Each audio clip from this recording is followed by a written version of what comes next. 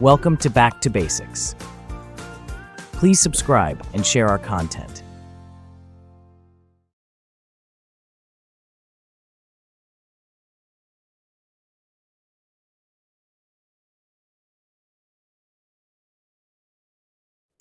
Hello friends! Today let's talk about filing your income tax return, or ITR. I know that words like tax, TDS, and ITR can sound complicated, but trust me, once you understand the basics, it is not that difficult at all. Think of it like a yearly financial report card that you submit to the government. Before we dive into the filing process, let's understand two key terms, TDS and ITR. TDS stands for tax deducted at source. For example, your employer deducts tax from your salary before giving it to you. The second term is ITR, which is the income tax return form itself. This is the document you fill out to give the government a complete picture of your earnings and taxes. Our goal today is to break down this entire process into simple, manageable steps. We will then go through a detailed, step-by-step guide on how to file your return on the official government portal. By the end of this article, you will feel much more confident about filing your own taxes. Let's make this financial year a smooth and stress-free one by learning how to handle our taxes with confidence and ease. TDS, or tax deducted at source, is a method of collecting income tax in advance. The payer deducts a percentage as tax and deposits it with the government on your behalf. This could be your employer, a bank, or even a tenant. The deducted amount is linked to your PAN, ensuring the government tracks tax payments. You can check your TDS using two tools on the income tax portal, Form 26AS and the Annual Information Statement, AIS. Form 26AS is your tax passbook. The AIS gives a detailed view of your financial transactions. Check both before filing your ITR to ensure accurate reporting and avoid errors. Now that we understand TDS, let's move on to the next big topic, the income tax return, or ITR.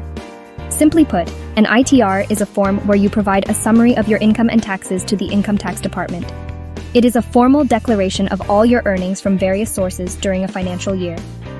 These sources can include your salary, income from your business or profession, rent from a house property, capital gains from selling assets like stocks or property, and income from other sources like savings, account interest, or dividends.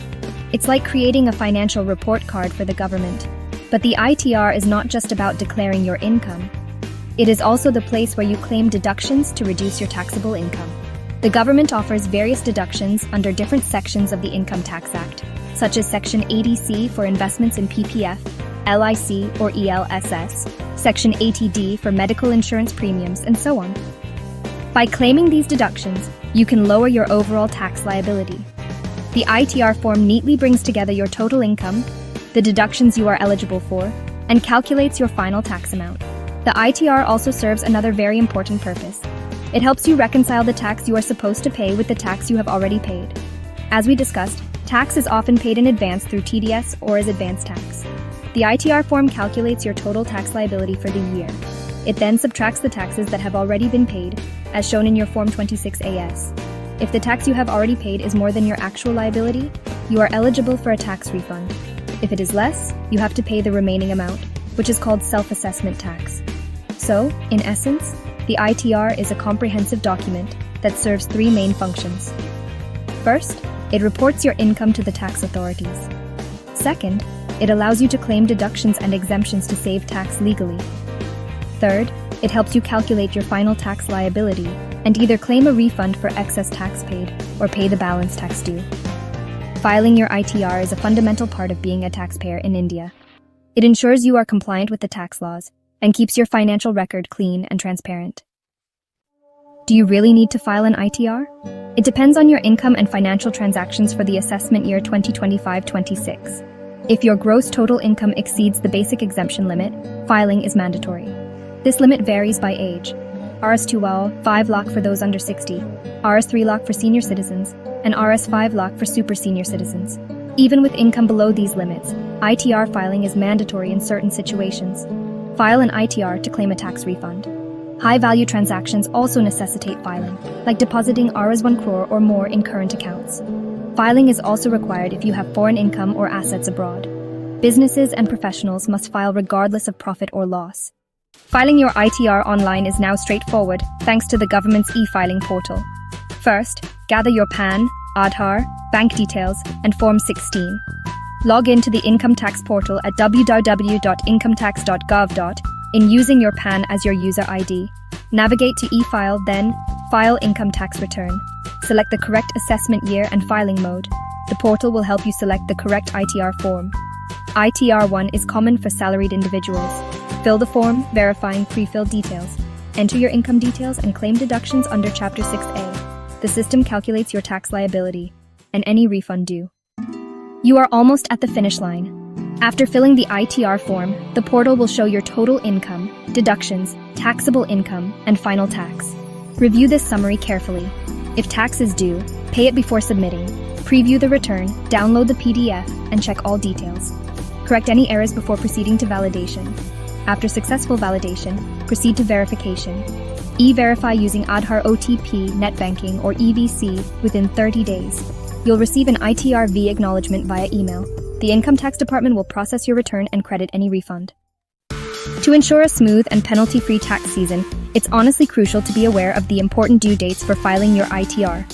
For the assessment year, 2025 to 26, the deadlines vary depending on the type of taxpayer. For most individuals and salaried employees whose accounts are not required to be audited, the due date is July 31st, 2025. This is the date that applies to the majority of people. It is always a good practice to file well before the deadline to avoid the last-minute rush on the portal, which can sometimes cause technical glitches or slow speeds. For taxpayers whose accounts need to be audited, such as businesses or professionals with high turnover, the deadline is extended. The due date for filing their ITR is October 31st, 2025. If you miss these deadlines, you can still file a belated return, but there are consequences. A late filing fee under Section 234F will be applicable, which can be up to 5,000 rupees. Moreover, if you have a tax refund due, you might lose out on the interest on that refund. So, marking these dates on your calendar is a very important part of your financial planning for the year. So, why go through all this trouble? Filing your ITR is not just about following the law. It has several significant benefits. Firstly, it builds a strong financial record. A history of consistent ITR filing is often a mandatory requirement when you apply for any kind of loan, be it a home loan, car loan, or personal loan. Lenders see it as proof of a steady income.